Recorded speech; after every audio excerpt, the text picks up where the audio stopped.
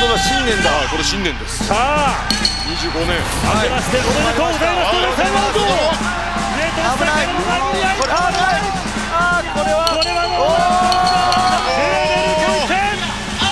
王座奪還。そっちだねー。ごめんなさ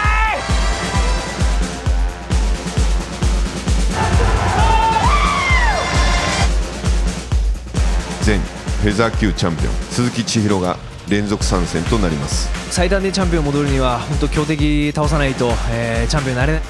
鈴木千尋 VS カルシャガ・ダウトベック。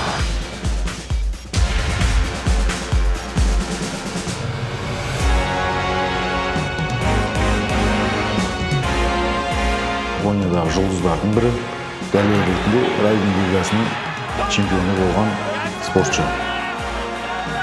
Жанкүйерлерге айтарым, біздің жекпе-жегімізді және менің жекпе-жектерімді өткізіп алмақ. Тұңғыш қазақ атанып, райдинг лигасының чемпионы болғым келеді.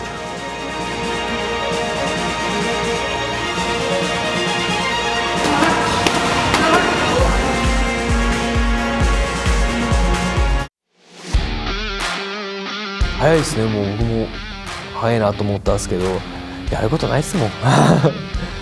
もう飽きたんですよ、もう暇ってやつに。メインイベントに選ばれたのはこの2人によりますフェザー級タイトルマッチ。なるほど、そういうことです。タックルだ。スクロールしていったチャンピオン。浮いちゃってますね。さてこの体勢ですけど、リバーサルです。知らない、なんだこれみたいな。ですよね。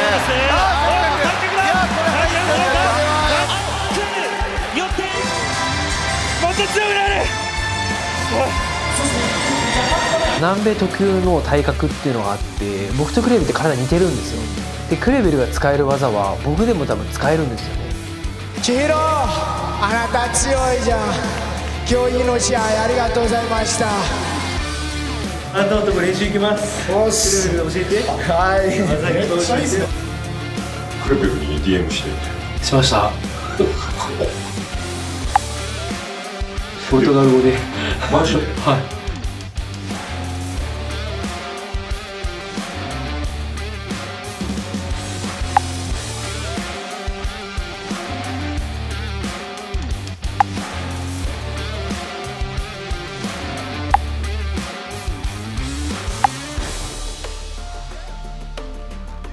ケケなんなんですかね。イメージ湧きますよね。クレベルはケケケみたいな。でちょっとしびれたっすね。僕の父親のメッセンジャー見ます。まんまっすよ。G ヒールが私もやるが同じ外人の気持ち。ハーフ 100% の日本人。もう多分彼が同じの気持ちかな。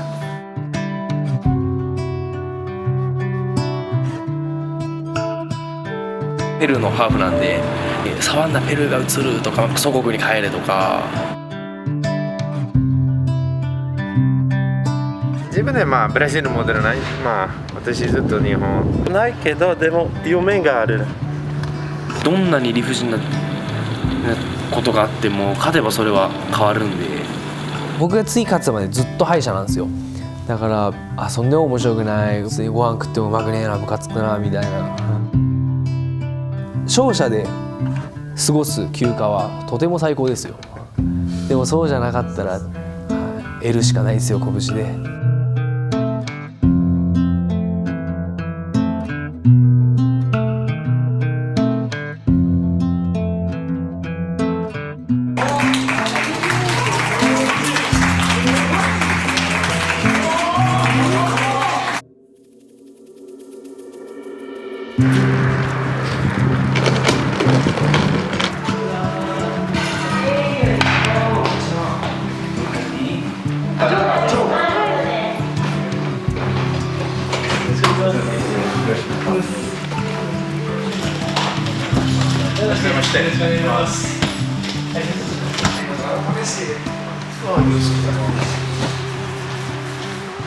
今来て6日目です。いい人、めっちゃいい人。今ぶんだ漏れじゃなくていいの人です。ごめんごめん。見るじゃん、怖いなって前の気持ちで殺すで言えないです今。ごめんね。キッ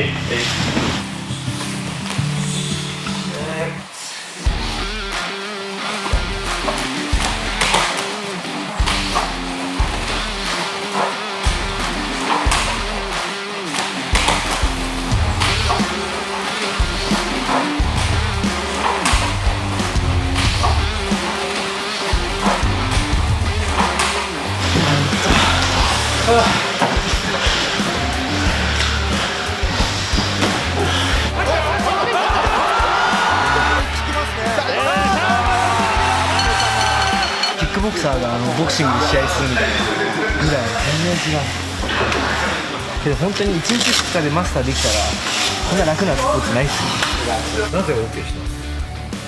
本当の盆栽のルールでダメ。最初彼が言ったら練習でカッツで考えない、勉強したい、それが一番の方に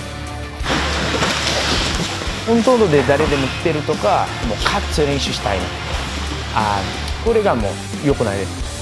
めちゃめちゃやられますよもうみんなに一本取られるんで本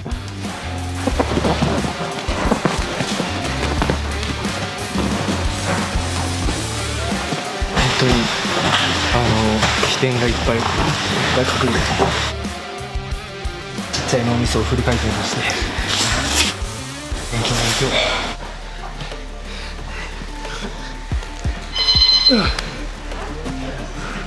じゃあ佐藤さんとか汗かかないですもんね。もう脱力で全部テクニックやってるんで。最高峰。辛いです。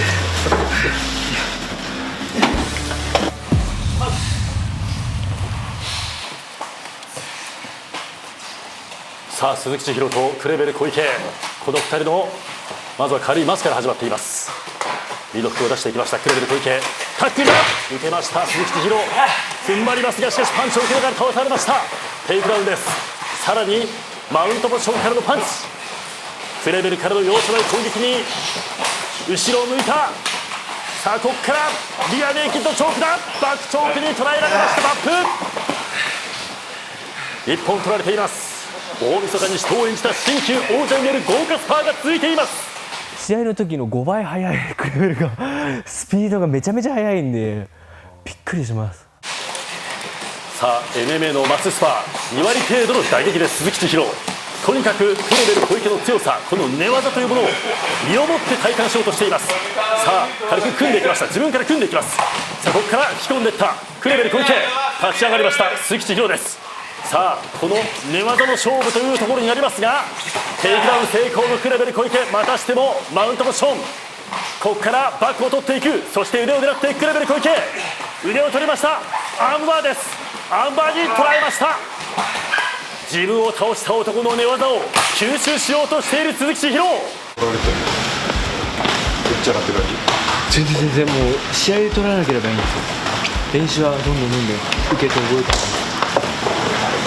こうだったら簡単に上手させてこれ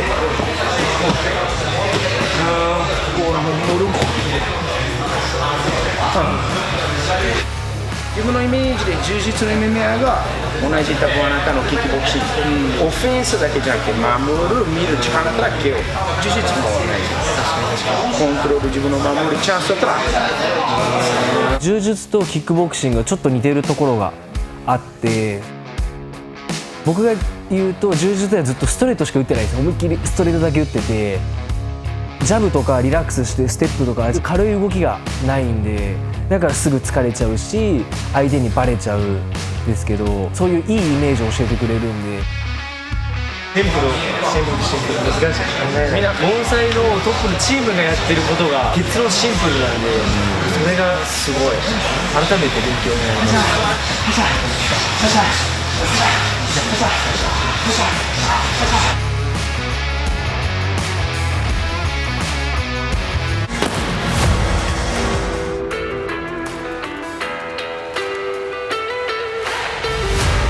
A リーグだったら私、チール、ケラモフ、B リーグ、フェダーライフまだ分かんないけど、でも、いっぱいある。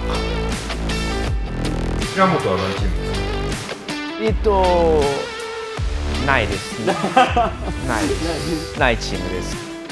彼が簡単な試合だけやりたい。もうでもグラッパとか強いの彼が逃げて、これが冗談じゃない、本当彼が嫌い。僕も嫌いですなんか似てる、やっぱ彼より僕似てるところがあって、別にリング外でも喧嘩始まったらいいよやろうよってこうなるんですけど、でもみんな口だけだよね。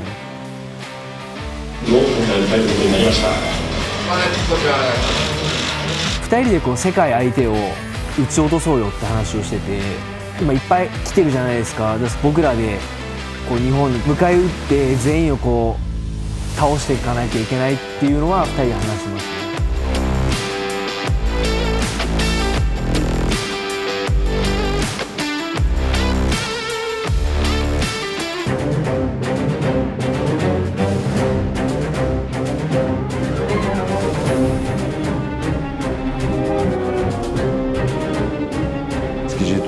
қандай да жеңіс болатыны маңызды емес. 喜怒哀楽はその表情から全く伺えない笑わない男. Шында сабыр сақтап, салқын баспен ойлануға тырысамын. Ашуға салынбай, эмоцияға берілмей, өзімді ұстауға тырысамын. おっと本来動きは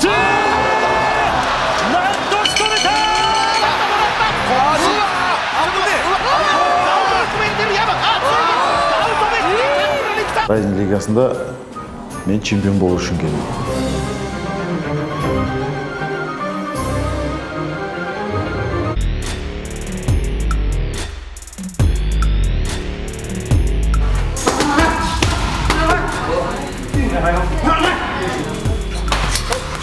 Аралық жекпе-жекпен айналысуыма себепші болған менің жаттықтырушым сол мені шақырды, ұсынысын қабыл алып, бала күнінде прайдтың турнирларында көріп жүретінбіз.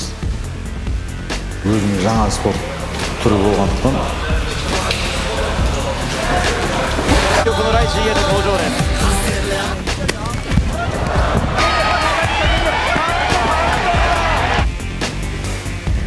Жекпе-жекке шығып жеңіліп қалғаннан кейін опыт жинап, 24 жылы 6 жылдай уақыт осы спортты тастаған жоқпын.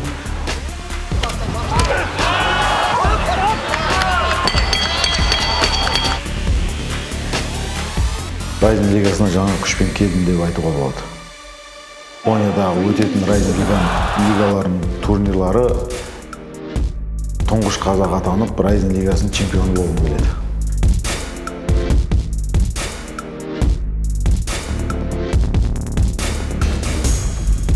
強いっすよ、ダートベック選手。まだ挑戦者もおったんで、本物とこう戦わないと意味がないんでって感じでした。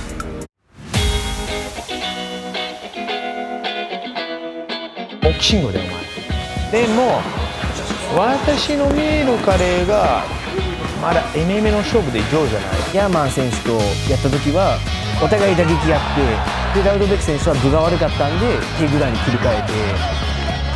でヤーマン選手はグラップリングとか柔術とかそういう動きがまだ苦手だったんで負けたじゃないですか。だからそれを見るより寝技が強い人はいないと思ってるんで、自信持って戦いますね。千尋だったら MMA の勝負もっと強くなったら。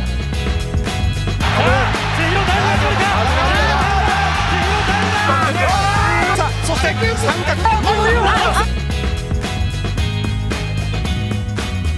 ったらやれば同じ自分のいつも風景なあなた試合をタックルしたいけど、あなたそれは上手ので、だから自分の勝負のゲームで MMA の勝負だからあなた来る私的だ。同じあなたのパンチ、あなたのパンチ軽く勝負は私やる、あなたの顔、自分のタックルでも同じ。ご飯置いて、そうそう細かいな、すごい日本語上手なんですよ。伝わるのがすご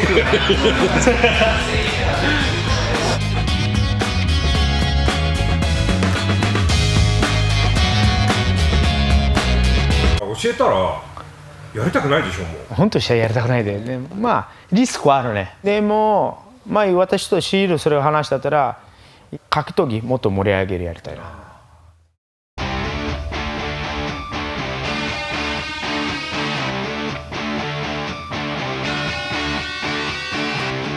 まだ挑戦者もおったんで、勝って全部試合すればいいじゃないですか。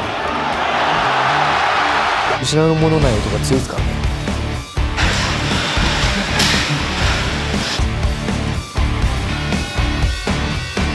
まあでも鈴木千尋とも戦いたいですね。ダードベックが目の前にいるんで、それがもう全てですけど、私もですけど、過去に向けてチャンピオンを目指してるんで、何でもやりますよ。男にはやらなきゃいけない瞬間っていうのは変わってくるんで、それはやっぱりその時なんじゃないですか。しびれる人生生きようぜ。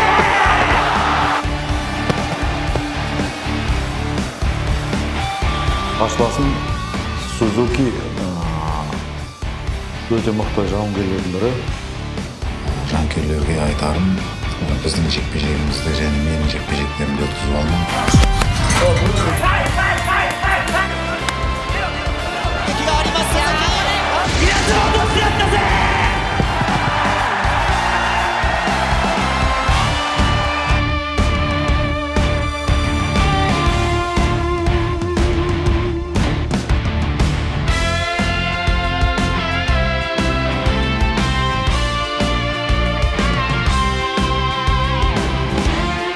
しびれる試合しますよ。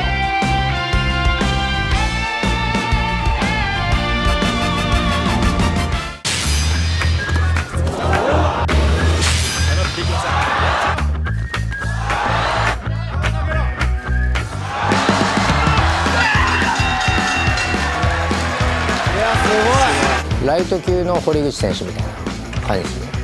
才能的にちょっと抜けた才能だなと思ったんで、格闘技の頭めちゃくちゃいいからびっくりするよ。ライジンでチャンピオンになるとか UFC に行ってライジンライト級は日本人勝てないみたいなイメージが、ファン含め、選手もちょっとそういう雰囲気出てきてるので、野村ならやってくれるんじゃないか、野村ならサトシ選手勝てるんじゃないか、そういう風に思わせるような試合をしたいなと思ってます。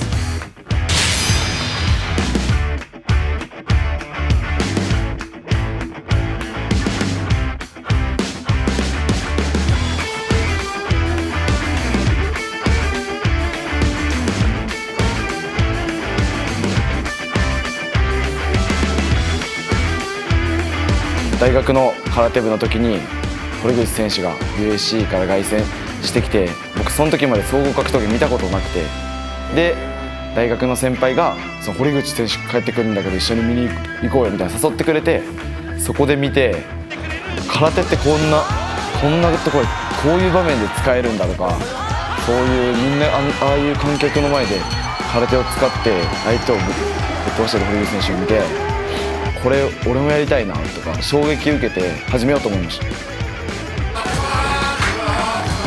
伝統派空手をバックボーンに持つ男です。空手の土を相手の顔面に放っていきました。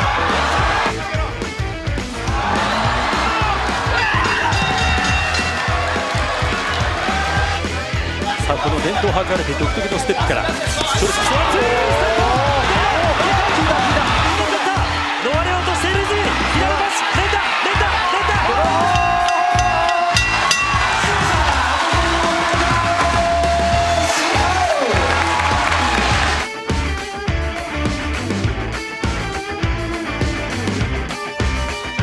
自分の地元が愛媛なんで、その同じ四国でできるってことが嬉しかったのと、その強豪のグスタボ選手をいきなり当ててくれたこともすごい嬉しかったんで。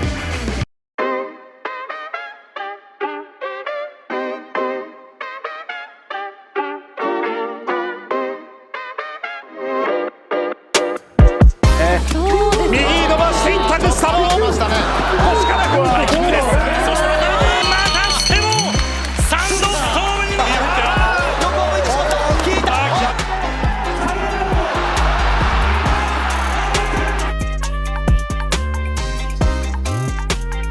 もう喧嘩強いなって感じです。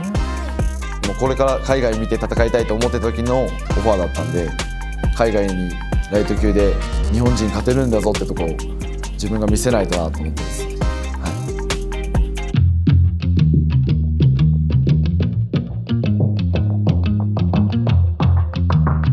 なんでグレイに選ばれたか。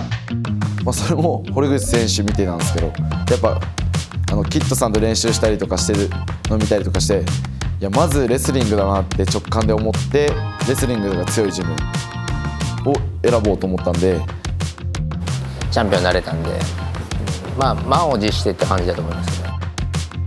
簡単に言うとまだそこまで完成してないんですけど、ライト級の堀口選手みたいな感じですよ。同じ伝統派なんで全く一緒です。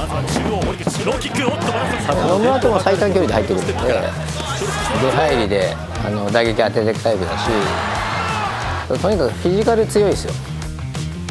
下半身がすごいしっかりしてますよね。空手は MMA 向いてると思いますよ。簡単に倒れない。キックボクサーより順の速い。それでレスリングを覚えて、まだこれから全然伸びる。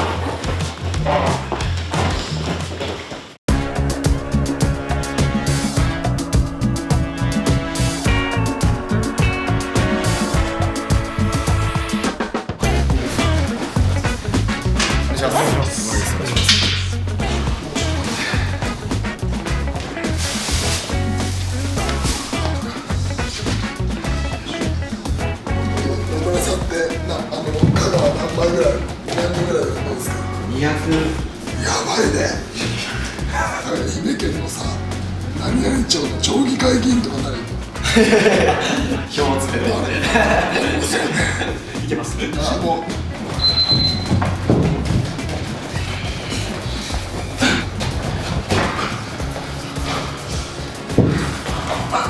最初青木選手と練習するってちょっと怖いおじさんだなみたいなイメージありました。正直あったっす。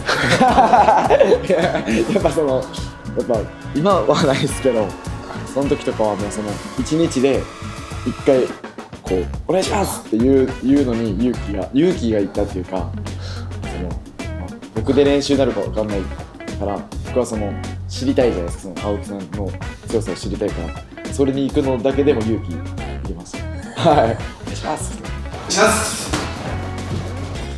半年ぐらいで練習相手としてちょっとやってくれないですかってお願いしたんですよね。才能がちょっと抜けてるなと思ったんですよ。ちょっと異次元に上に行ってるなと思ったんで、単純にまず個体が強いです。体が強いです。結局格闘技ってどこまで行っても個体なんですよ。誰もが里志宗三になれないし、誰もが堀口教授になれないし、朝倉海になれないじゃないですか。それは彼らの類いまれなる運動能力と素質があるわけじゃないですか。野村さんもそういうものを持ってる。そう思っちゃう。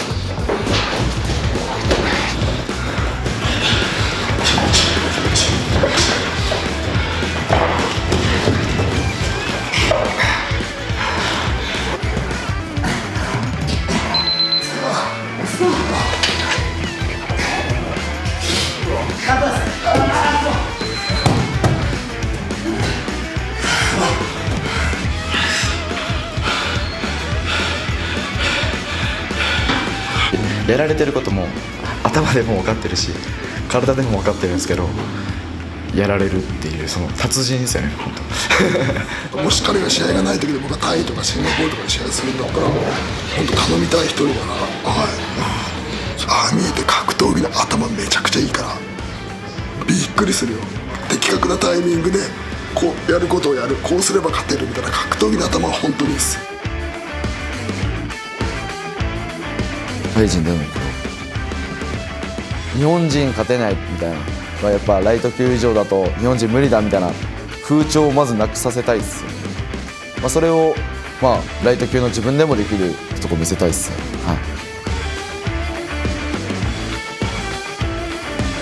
い、渡辺選手、ここはうまくいきましたね。今度はまた右のハイキックです。その足をキャッチして、そして前に出る右のパンチでも下から打っていく。踏みつけだ。しっかり殴れ、しっかり殴れ。試合も面白いし、キャラもなんだかんだ面白いし、なんかもっとなんかいろんな人に見てもらいたいって思いがあって、静止画じゃないもうなんか自分の妹弟子って言われてたのが黒歴史になるぐらいのところまで行ってほしいと思ってるんで。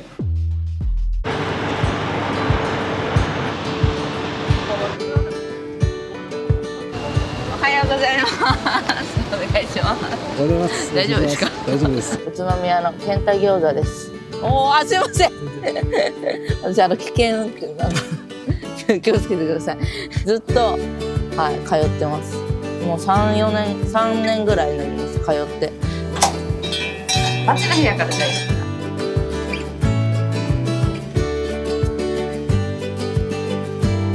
か？お母さんが超つわもの会員なんで家中ライジングッズだらけですよ。ちょっとやばい。い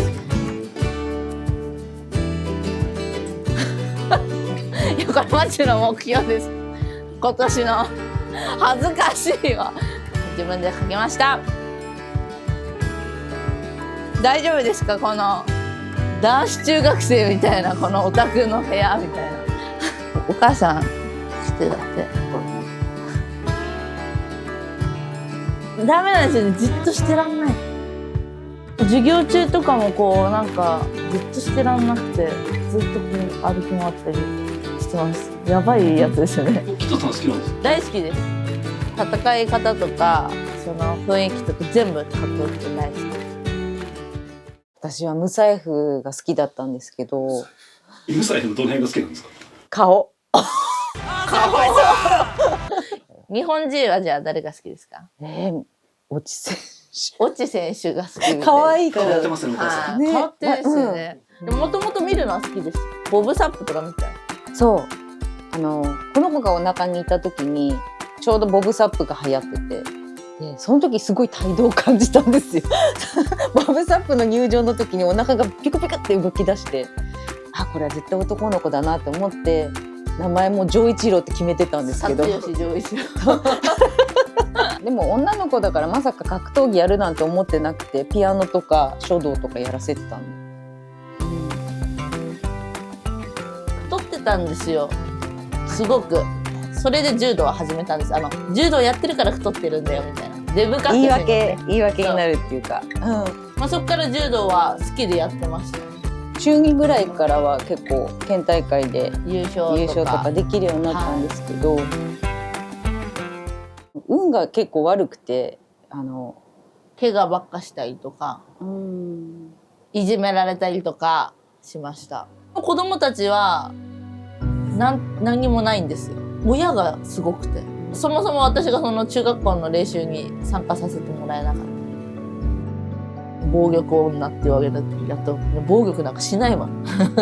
子供対子供だったらまだなんとかできると思うんですけど、親っていうのがやっぱりまだ中学生だったし、自殺じゃないけどそのぐらいのことされてたから、雷神があったからなんか頑張れたっていうのもありますね。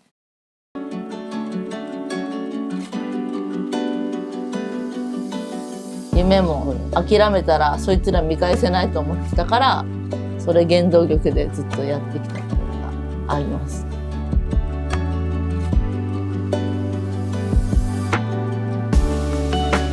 いじめられた件からは気持ちは離れてましたよね、その柔道からは。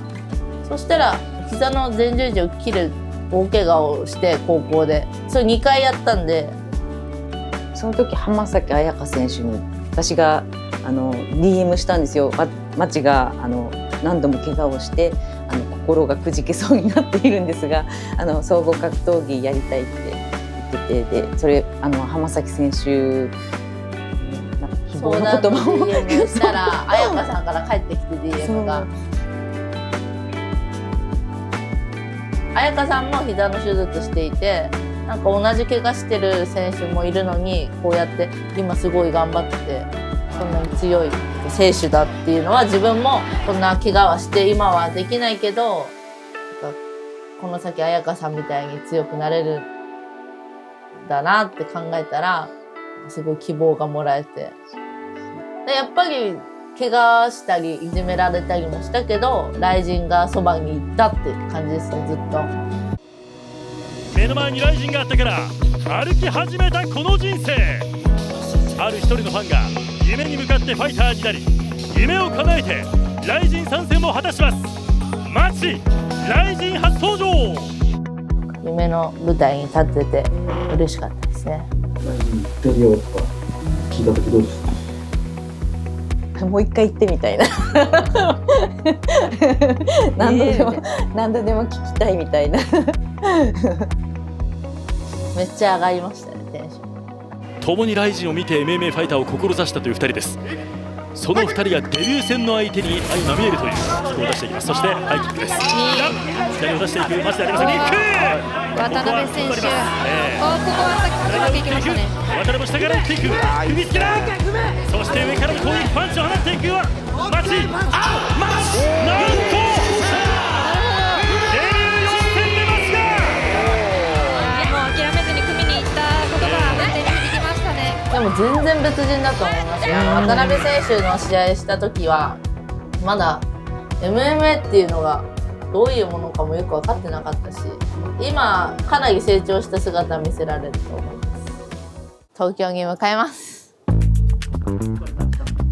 2時間ぐらいですね。ノート書くんですよ。練習ノートです。作戦みたいなぎっしりと書いてます。2025年全勝。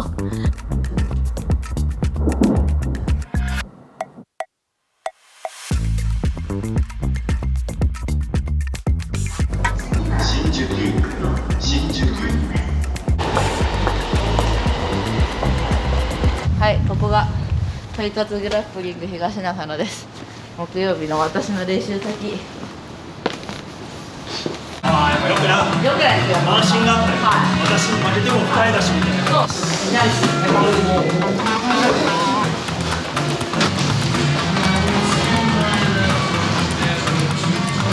ちゃんには軽くアドバイスする程度で、あとはどっちかというとこう世間話そう世間話が多くて、であとはまあ社会性をもうちょっと上げたいなというかそのメールの仕方とか、はい、書類のPDF 化とかすごいなんか感謝してます、はい、全然言葉遣いとかもなんか分かんないんですよ。最近はもうそれが行き過ぎて、自分に LINE 来る時もお世話になっておりますから入ってくるなんか多分ちょっと塩梅がミスってるなっていうのはちょっと正直あるんですけど出会った頃はまだ10代高校卒業してすぐとかそのぐらいだったんで、いざ組んでみたら普通に強かったです。びっくりしました、はい、パーツとしてはいいものを前から持ってたんですけど、それがうまく連動し始めたというか、そういう印象をすごく練習中見てて感じますね、はい、でももっと自分はずるい試合をできるようになってほしいなというか、相手が嫌がることをどんどんする。でも本当になんかそういう戦い方ができればもっとなんか相手の心も折れるし上に行けるかなっていうのは思ってます。악동급 잠정 챔피언을 원하고 있는 백으로 가죠. 오히려 백현우 선수가 넘어뜨립니다. 그래서 그라운드를 잘하거든요. 예. 주먹 개수가 훨씬 더 많습니다. 박서영. 자, 안면쪽에 펀치 좀 허용. 今回は圧倒して勝たないといけないと思っているので、ちょっとはいいつもと違う姿を見せたいと思います。